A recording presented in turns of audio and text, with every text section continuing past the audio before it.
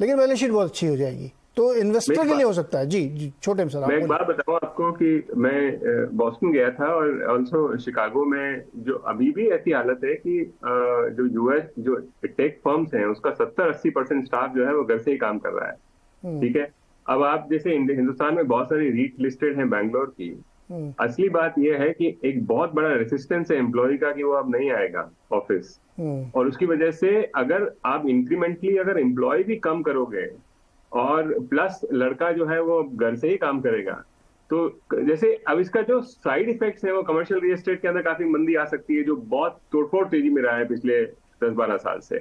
तो आईटी जो बैंगलोर एक हब बन चुका था from the point of view कि सारे बच्चे जो है वहीं जाना चाहते हैं, वहीं सेटल होना चाहते थे। इंक्रीमेंटली जो जॉब की बॉयंसी है वो गवर्नमेंट के लिए एक बहुत बड़ा हेडेक हो सकता है। लेकिन मैं फिर से बात बता दूं कि एक एवरेज एनालिस्ट की तरह से या फिर एक आईटी फर्म के जो प्रमोटर से मैं बात करता हूं तो वो बड़े खुश हैं इस चीज को लेकर के कि एक अच्छा कोडर जो है वो एक्चुअली आप 2x से 10x के बीच में हो गया है। yes, तो वो yes. उनके लिए बहुत अच्छा है, क्योंकि वो प्रॉफिट, जब जब एम्प्लॉय की बार्गेनिंग पावर एक सर्विस सेक्टर के अंदर कम होती है तब तक बैलेंस शीट की बार्गेनिंग की प्रॉफिटेबिलिटी इंप्रूव होती है, और वही जो है मार्केट इवेंचुअली दिखाता है। ये एक्चुअली ये बहुत इंटरेस्टिंग चीज़ है, इसीलिए तो आपका वर्डिक्ट फिर इंडियन आईटी में लॉन्ग टर्म के लिए बहुत पॉजिटिव, और फार्मा आप फिलहाल उससे दूरी रखेंगे। आशीष जी, आपने कुछ खरीदा भी? इतनी जो बड़ी रैली 18-20% की फार्मा में हुई है।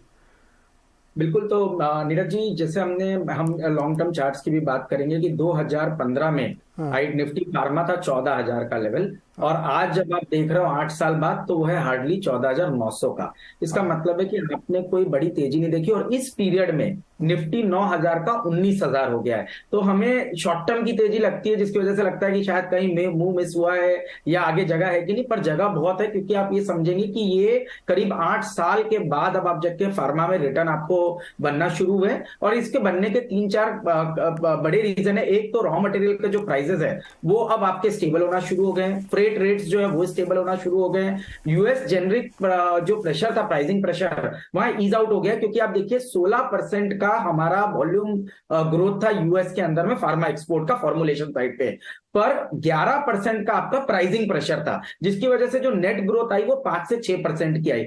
अब ये जो जेनरिक प्राइसिंग प्रेशर है 11% से ये आ गया है सिंगल लो डिजिट के अंदर में, जिसके चलते अब आपको यूएस के जेनरिक साइड पे भी ग्रोथ देखने को मिलेगा। और जैसे कि हम बात कर रहे थे कि डोमेस्टिक साइड पे तो काफी अच्छा काम हम कर ही रहे थे, तो ओवरऑल हमें लगता है कि अब जो मार्जिन है वो आपको करीब जो आज 20-22% की मार्जिन फॉर्मुलेशन साइड पे है, वहां पे 150 से 200 बेसिस पॉइंट का जंप देखने को मिलेगा, और जिसके चलते मुझे लगता है कि मार्जिन एक्सपेंशन आपको फार्मा कंपनीज में देखने को मिलेगा। सेकंड, आपने ऑलरेडी बताया कि किस तरह से वैल्यूएशन काफी कंफर्टिंग है इस समय पर पे फार्मा कंपनीज के। और तीसरी बात है कि क्या ये सब चीज मार्केट लाइक कर रहा है, जिसको हम टेक्निकल से समझने की कोशिश करते हैं, और जो हम बता रहे हैं कि 8 साल के बाद फार्मा इंडेक्स नए ऑल टाइम हाई पे आ रहा है, तो इसका मतलब है नया इंटरेस्ट इस पूरे स्पेस में बन रहा है। तो जिसके चलते मेरा मानना है कि फार्मा कंपनीज में अच्छी तेजी आपको देखने को मिलेगी। वर्सेस अगर से हम आईटी देखें तो आईटी में कंसिस्टेंटली आपको दबाव देखने को मिल रहा है, क्योंकि डिस्क्रिशनरी आईटी स्पेंडिंग